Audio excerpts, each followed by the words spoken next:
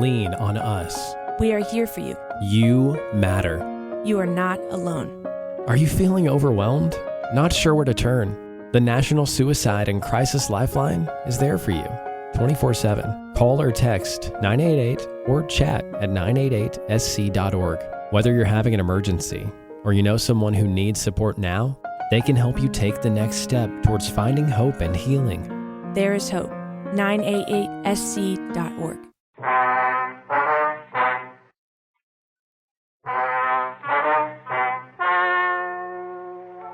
Ladies and gentlemen, the story you are about to hear is true.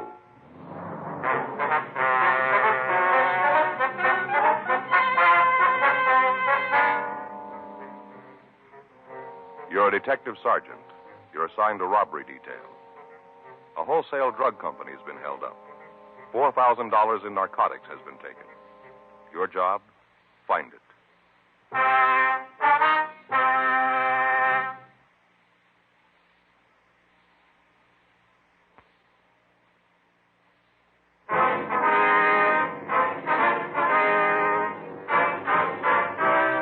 Dragnet, the documented drama of an actual crime.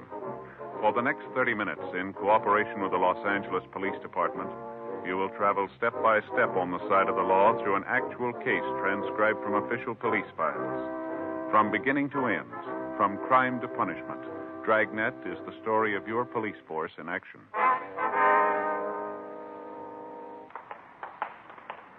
It was Tuesday, July 10th. It was hot in Los Angeles. We were working the night watch out of robbery detail.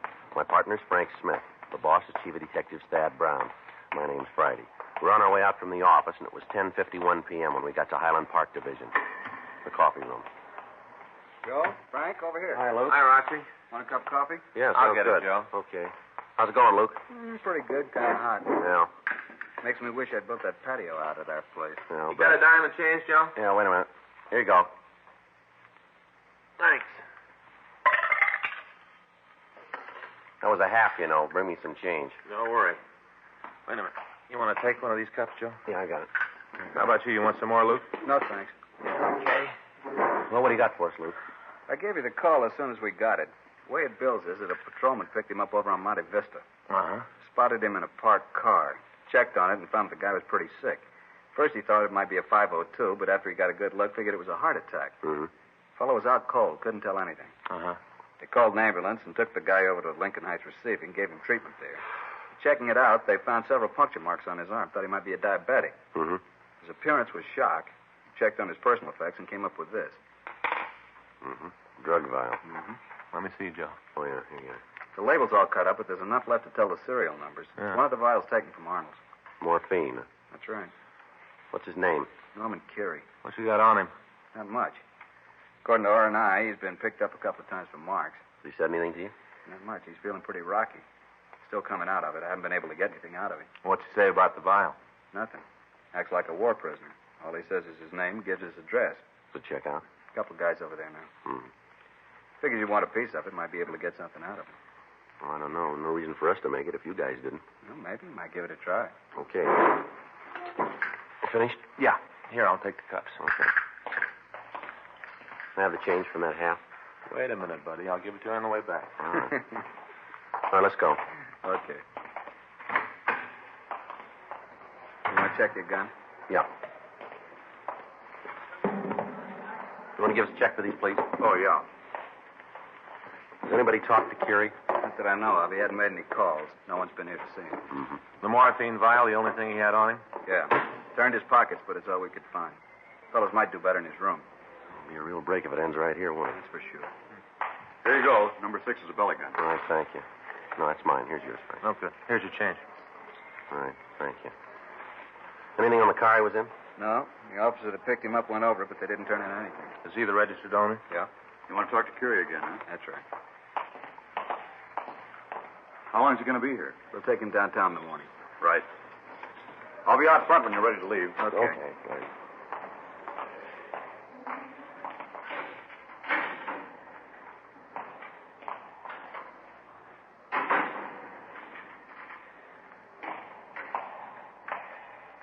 You back again? That's right. Brought some help, huh? Want to ask you some questions, fella. My name's Norman Curie. I live at 9672 Farnham Street. Yeah, I've heard. Then you've had it for me. I'm not giving you the time till I talk to a lawyer. Where'd you get the morphine vial? My name's Norman Curie. I live All at right, we've been through all that. 9672 Farnham Street. Look, you're in for a lot more than a narco charge. From where you sit? No matter how you see it. You got trouble, Curie. Go ahead, cop. I like stories. You're not doing yourself any good with this routine. You're not doing me any harm. I don't have to talk to you. Nothing in the book says I got to give you fresh air. Now, all of you, get off my back.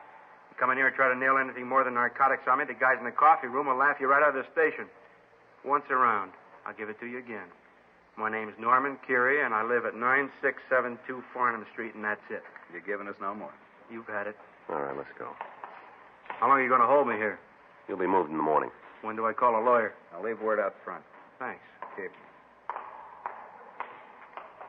Jim, want to unlock it? You guys understand, huh? What? Hope you ain't sorry about what I said, just that there isn't anything I can give you. Yeah, sure. Just that nobody likes to be shoved around. Gets to the point where everybody's on your back. A guy don't like it. Yeah. Might not look like it, fella, but I ain't trying to be a big man. Well, I wouldn't worry about it. Huh? You're not.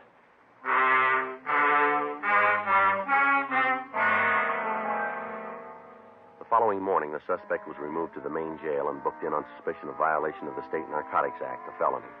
He was photographed and fingerprinted. The combined efforts of the Narcotics Division and Robbery Detail had been devoted to the apprehension of the thieves who'd stolen the drugs. The arrest of Curie had been the first lead we'd gotten to the disposition of the stolen merchandise, but without his cooperation, there was little chance that we could get to the ringleaders. The next day, Frank and I checked with informants who might be able to supply us with any information. All of Curie's known associates were interrogated. None of them helped us. We got word that Curie had been released on bail at noon. Narcotics Division had assigned officers to follow him, and all of his actions were being observed. Everyone he met was being checked on. 5:10 p.m., Wednesday afternoon. We got back to the city hall from a meeting with Captain Carl Shy of Narcotics. I'll get the log we can check out. Yeah, it's been a long day, hasn't it? Yeah, you can say that again. A lot of walking.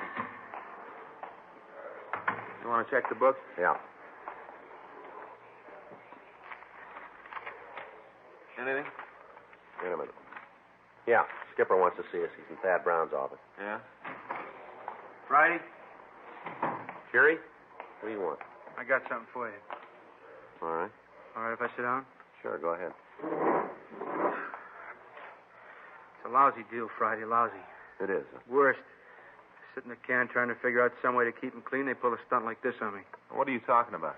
Well, you took the supply away from me last night. I had to make another connection this morning. As soon as I got out, I went over to see him. He treated me like I just got into town. Lousy. Mm-hmm. Ain't worth it. They're going to act like that. It's going to cost them. That's so? Yeah, you better call that Lucarelli. Is that his name? That's right. Yeah, get him over here. He's going to want to hear it, too. Hear what? I'm going to give you a chapter and verse on the whole deal.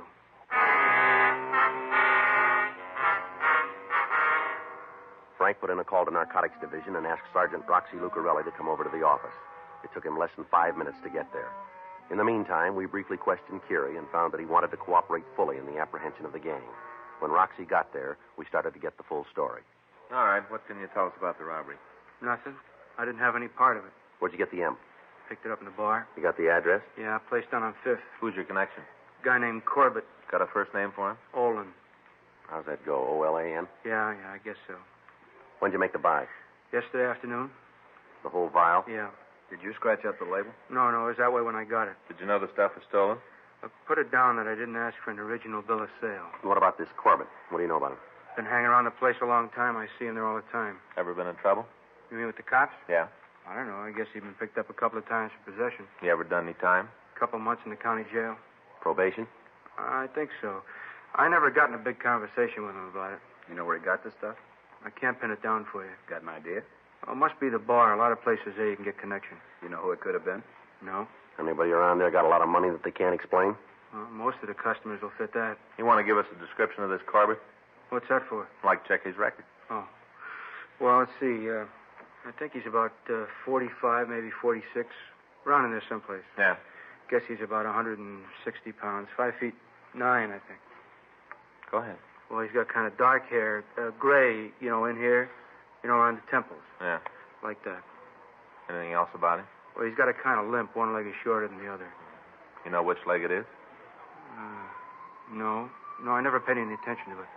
Ring any bells for you, Rox? It might be. I think I know who he's talking about. I'll check R&I, Joe. All right.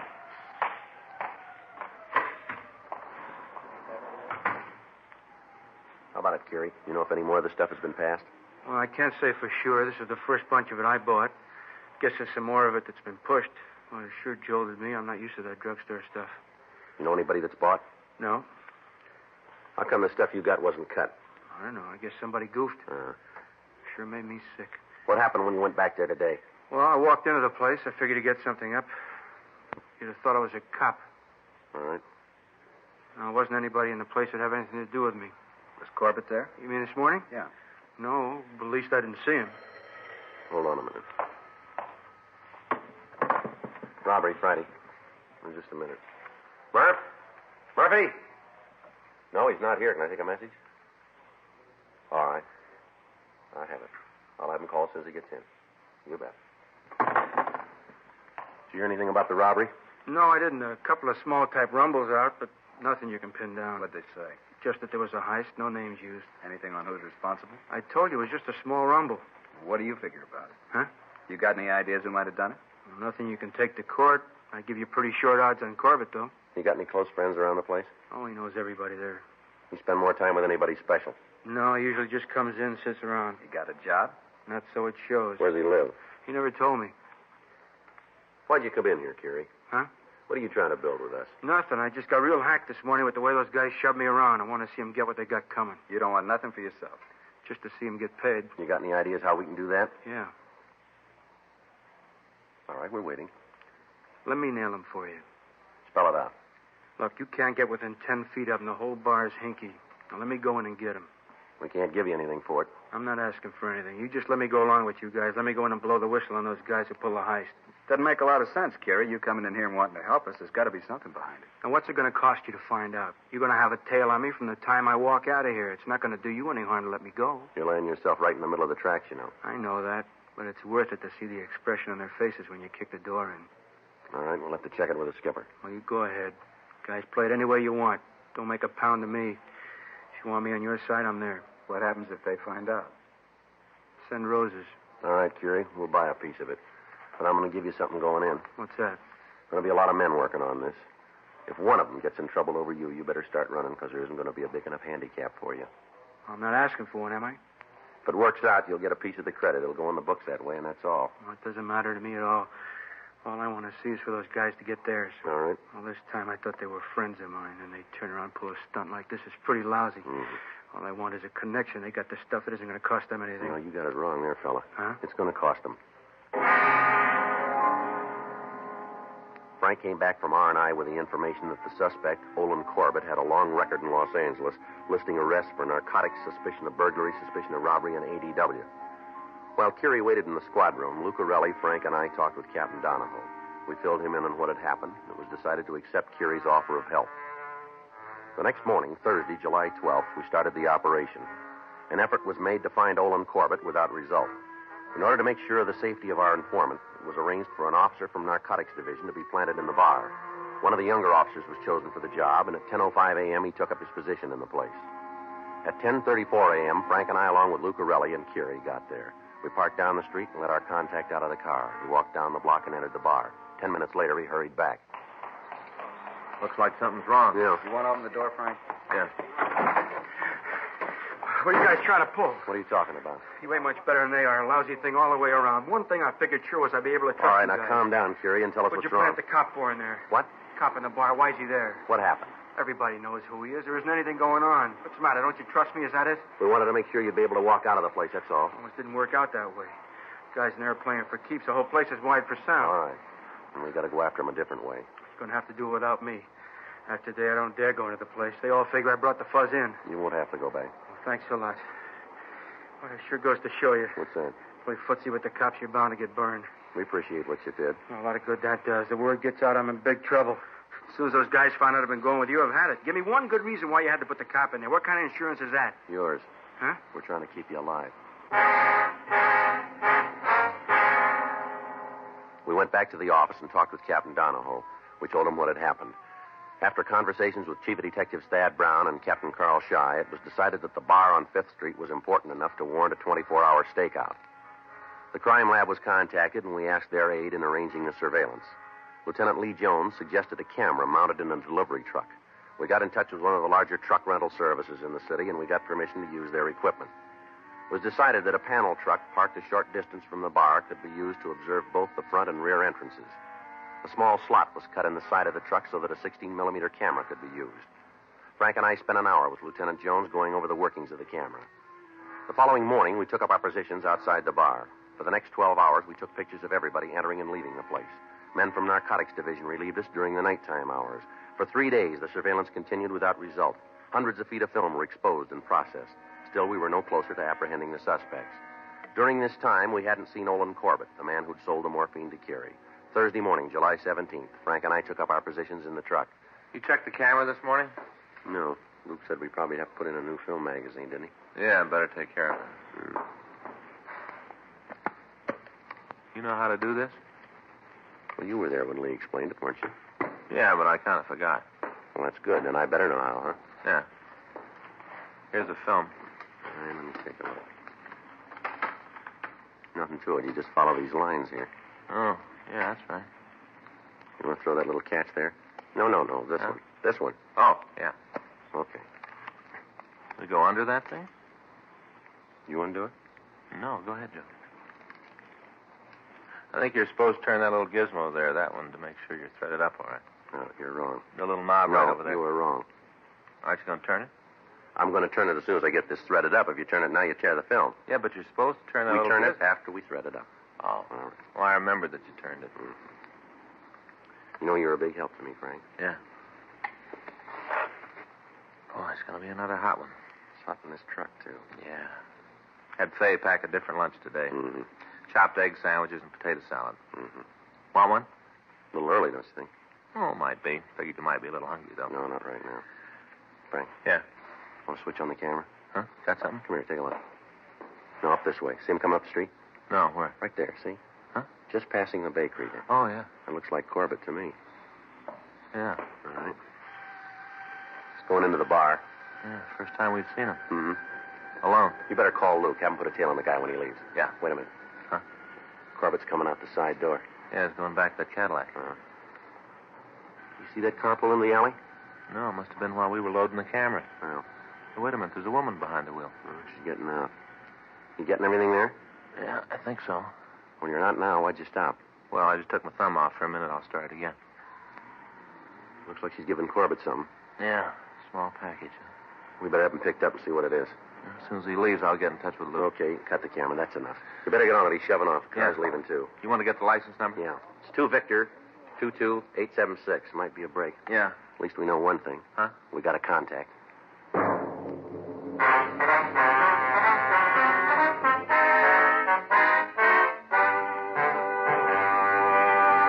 You are listening to Dragnet, the authentic story of your police force in action.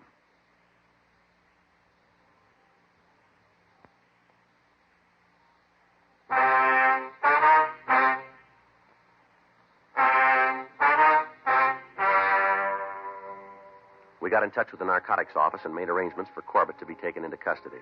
The arrest itself was made in such a way as to appear routine. A check of DMV gave us the name of the owner of the black Cadillac that we'd seen behind the bar.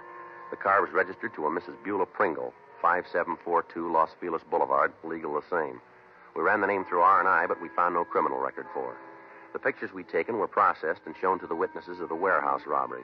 2 of them positively identified Corbett as the lookout man on the job. Frank and I, along with Roxy Lucarelli, talked to him at the main jail, but he refused to give us any information regarding the holdup. He was booked on charges of robbery. For the next week, a constant surveillance was kept on the Pringle woman. All of the people she came into contact with were checked on. We made several attempts to search her home, but there was always somebody there. On Tuesday, July 24th, a week after we'd first observed her, she was seen at the bar again. This time, she passed a small package to one of the regulars of the place. He was taken into custody and found to have had a large quantity of pure morphine in his possession, but he refused to say where he'd gotten it. Without finding the cache of narcotics, there was little reason to take the woman into custody. On Wednesday, July 25th, we got word that she'd left her home. Frank and I drove out there and succeeded in making a complete search of the place, but we found nothing. A check of her car turned up none of the stolen narcotics. The surveillance continued. Another week passed. Wednesday, August 1st, she again made a meet and turned over a package of narcotics which we believed to have been taken in the robbery. After talking to the man we'd picked up, Frank and I met in the squad room. He isn't going to give us anything. No. Well, we'll talk to the DA's office in the morning, see what we can do. There's got to be something about the Pringle woman that'll tell us where the narcotics are. Well, you've been over all the information. Have you spotted anything? No, but she's got to pick it up someplace. Where? I don't know. You got the list of places she goes to? Yeah, in my locker. You want to get them? I'll check the book. Yeah. Where are they, Joe? Top shelf there. Should be on the left side. Huh? Top shelf on the left side, right in front of you there. Oh, yeah, here I got it. Anything on the book for us? No. Okay, let's go over these again. All right. Here's the report from Roxy. This woman's got regular appointments at the beauty shop. She has her hair fixed on Thursdays. It's her car service to the corner of Salmon Harbor. Name of the market where she gets her groceries, her bank, the kid who delivers the morning paper. They've all been checked out. What about a boyfriend? Checked him way back. There's nothing there. You know anything about her kids? 2 boys by a former marriage. Uh-huh. One's 10, the other's 12. They stay at the school in the valley. Address is on the report there. Oh, yeah, here. Sees the kid about every week. Mm-hmm. Well, you can say she's an attentive mother. Well, maybe she's got another reason. What do you mean? A couple of days after she sees the kid, she makes a drop. Yeah. That's the way it looks, doesn't it, here? Yeah. Maybe she's got something besides kids over at that school. Frank and I made arrangements to search the room occupied by the Pringle youngsters. We drove out to the valley and talked with the head of the school. Without telling him what we were looking for, Frank and I got into the room and began to go over it. Anything in the closet? Now, wait a minute. A couple of suitcases here. Looks like they're full of clothes. Nothing in these drawers. Hold it a minute, Joe. Hmm? The suitcase here looks like a makeup kit. What's in it? Oh, I can't tell. It's locked. Let's see it. What? Take a look. Uh-huh. You got anything I can use to open the case? I'll try this. Okay.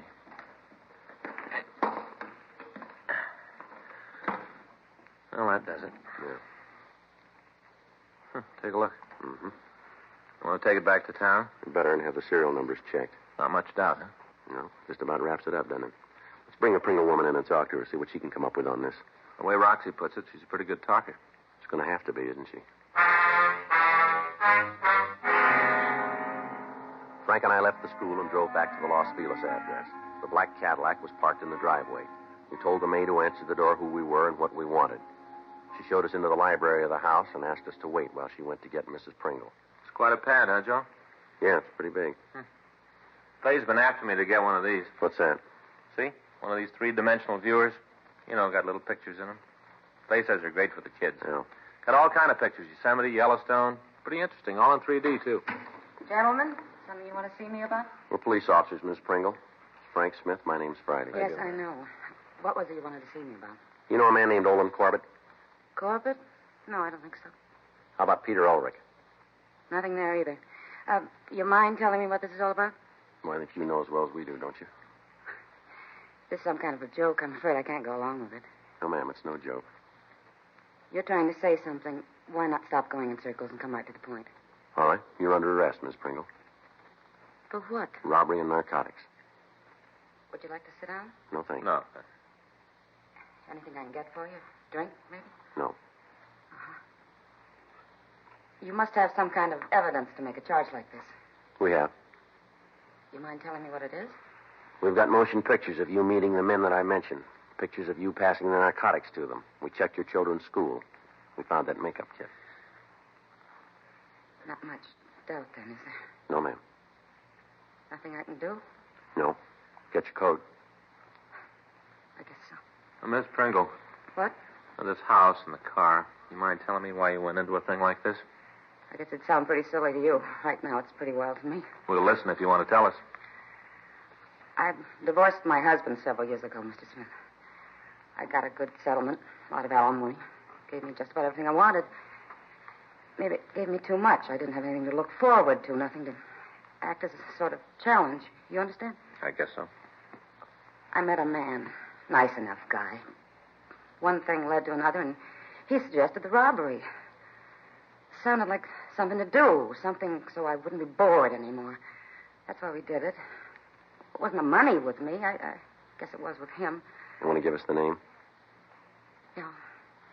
Might as well. It's all finished now anyway. All right. You want to get that coat now? Yeah. How long will they send me to prison for? Well, we wouldn't know. That's up to the judge. I hear the place is a lot better than they used to be. Lots of things to do. Jobs so you can keep your mind occupied. That's right. And you can be sure of one thing. What's that? You won't be bored.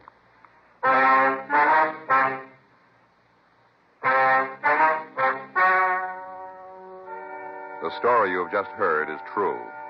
The names were changed to protect the innocent. On December 18th, trial was held in Department 97, Superior Court of the State of California, in and for the County of Los Angeles. In a moment, the results of that trial.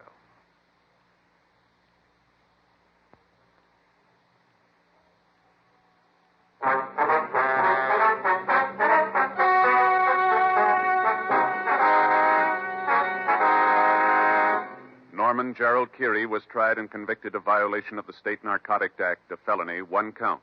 Olin Lambert Corbett, Beulah Valerie Pringle, and Peter Larson Ulrich were tried and found guilty of robbery in the first degree and violation of the State Narcotics Act, a felony.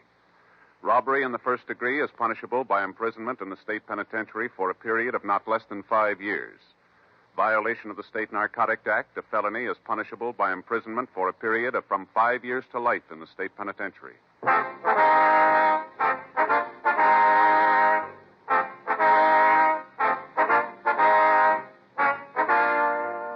You have just heard Dragnet, a series of authentic cases from official files. Technical advice comes from the Office of Chief of Police W.H. Parker, Los Angeles Police Department.